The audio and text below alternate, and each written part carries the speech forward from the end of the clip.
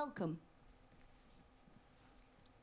I am Dalin Waldo, and this is the presentation of the inner synthesizer and Emotional Machine Activation lecture.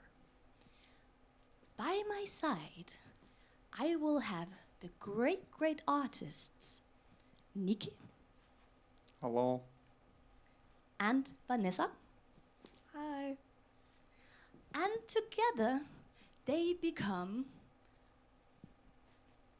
BITCHHAUS. Whoa! They're gonna do a super fucking awesome painting powering thing now, because we have a beautiful canvas right over here. Because of the restrictions now today, we are only able to have one audience, and that is Charlie. And yes, this is Charlie, and thank you, Charlie, for participating as the only audience. In order to make this little creature, you have to plant the seed of the idea of the seed. So, and the thing is, we have the idea right here. This is, by the way, the graphical analog PowerPoint. So you have a red intestines, which is how you digest all the information, and then at some point it will come out as, and then you have managed to get a lot of new great information. So what is these graphical weird real signs telling us, and how can this even help us to create new kinds of instruments? Ooh, okay, so the thing is, if we understand that the core of the human being something that is extremely fluctuous, like saying that, for example, if you have an iron core looks like this. It's very steady, and if you have an iron core, you can create an electromagnetic field that is in some sort of way stable. But if you have a core that is very fluctuous, because it can get sad, it can wanting to be very social, it can wanting to just have a bad day and just be like inside of a nice little blanket and just being like eating some lemon cake, then it's most likely to be difficult to even measure what tendencies there is, because it's constantly changing. What does this mean? This means that when you work around the electromagnetic field of human beings or living organisms, you are very unpredictable. And oh, don't you just love that? Oh, I just love unpredictability. It's just the nicest thing in the world. And like these artists right now. Oh, it's just like white noise. Unpredictable. Ah.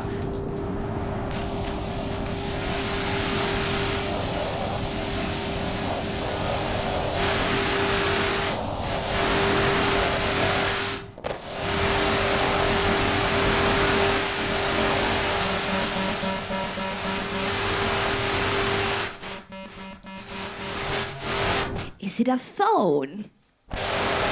Is it a storm? What is it?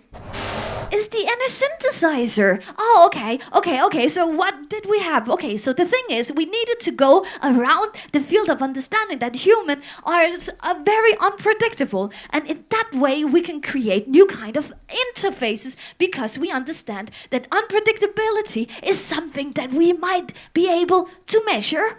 And if we are able to measure it with unpredictable tools, in that way we can create very organic interfaces. And why should one do that? Why should one do so? Well, just because of the basic fact that music sounds very much the same all the time, and we kind of want new sounds, right? We kind of want new kind of sounds out of it, something that is more organic. So this phenomenon has also another name. This phenomenon is also called elliptic energy. Wow. So elliptic energy is just basically the the light of the field that every living organism consists of. And when you're consisting of this light, which is changing all the matter of the mood by the little Pikachu, and by here is a very sensitive Pikachu. So we are here and we are here. And we are going towards the elliptic energy understanding and how everything kind of like moves in this field. If we understand this topic, it is possible to change the entire world. That is why it's, some might say it's a conspiracy, some might say it's something that is out of our minds to even understand, and that's why we should not cope with that at all. But I say that if we managed to understand this and this, we can create something that is over here. It can open it can stop your anal ways of life, and it can open a third eye to understand that everything has their fields of bioelectromagnetic elliptic energies. You can open the third eye, and in order to open the third eye, then we can turn on off the intuition or the elliptic energy, and by doing so, then we can come to the topic of emotional machine activation. Emotional machine activation. So, in the times of music, we have a tendency of very competition-like structures of creating music.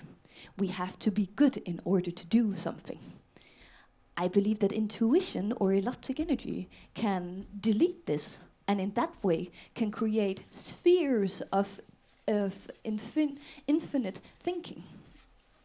So, in order to understand emotional energy or emotional machine activation, the so-called EMA or romantisk lydgenerering in Danish, then you can finally interact with instruments without you having to be good.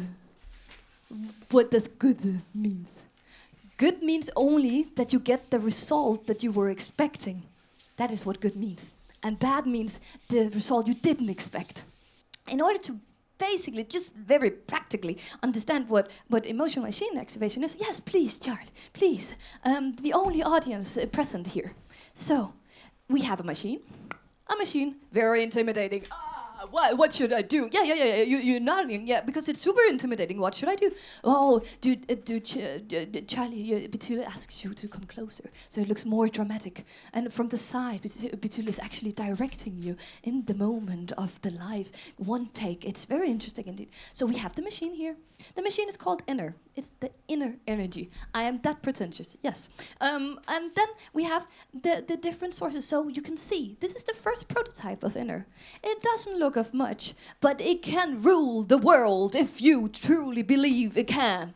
Why? Because you are just activating your elliptic energy by playing this instrument and diving into the deep and saying, I do not want to think any logical ways. I don't want to read the manual because there is none.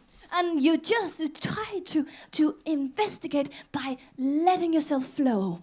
So you activate the machine, but being a human being as you are, you're not able to shut down your feelings. And people who believe so are actual liars, of course. So by that, you will become an emotional machine activator because you activate the machine with emotions. And especially when you do not know what the knobs do. And then you can go like, okay, I can hear it's a filter. I can hear. You can also demonstrate. So the thing you do is just you touch here. Yeah. And then you just let your hand goes up.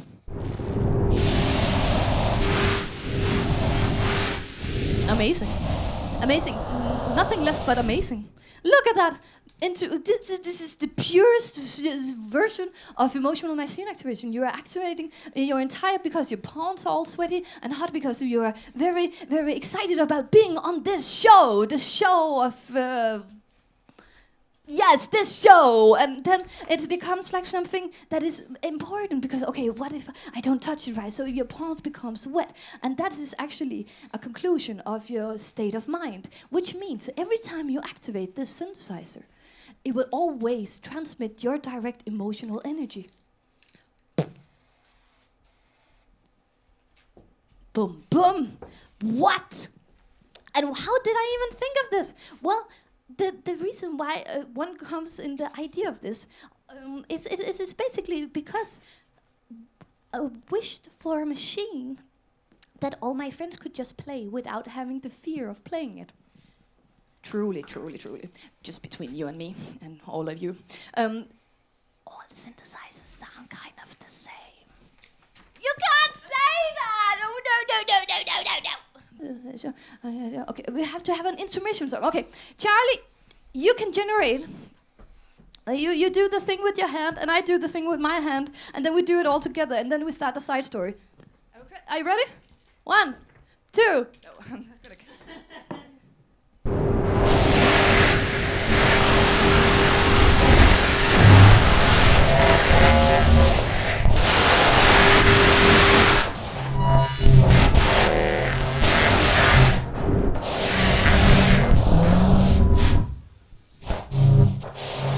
And that was the intermission. So okay. So a side story were that this is analog. This is an analog machine, and today we are very digital, and that is very good because we can and we should.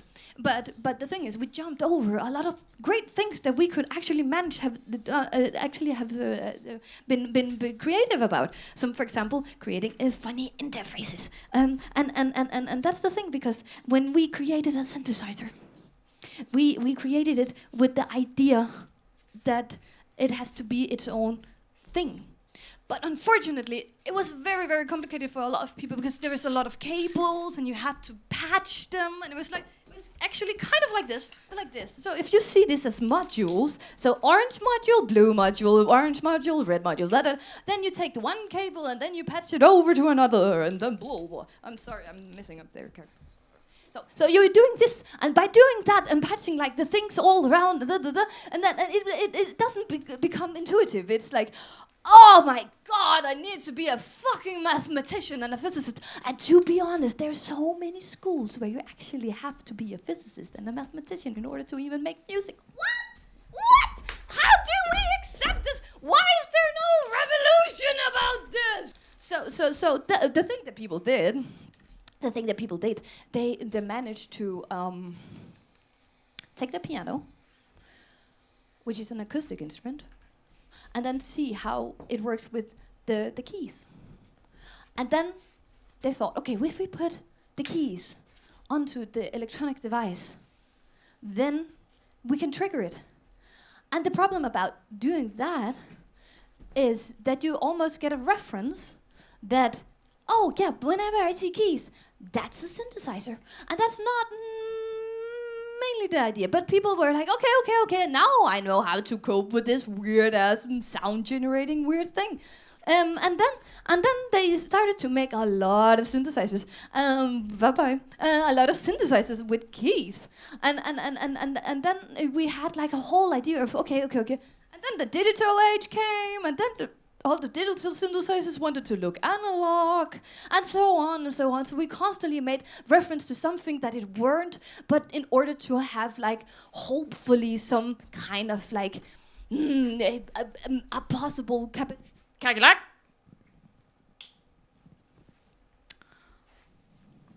Skildpadde.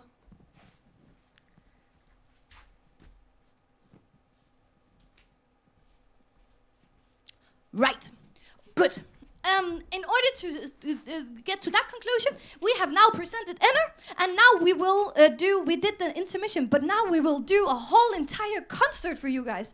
We have also Nikki and Vanessa here, who has created one hell of a art piece. What a beautiful, give them a hand. We're gonna activate these machines with all the emotions that we consist of, all of every single little detail. So, the conclusion of it all, try to break all the rules that you have ever known. and an emotional machine activating concert by Enner, the synthesizer, and Charlie, and me, and Nikki, and VANESSA. Okay, we count down. 10, 9, 8, 7,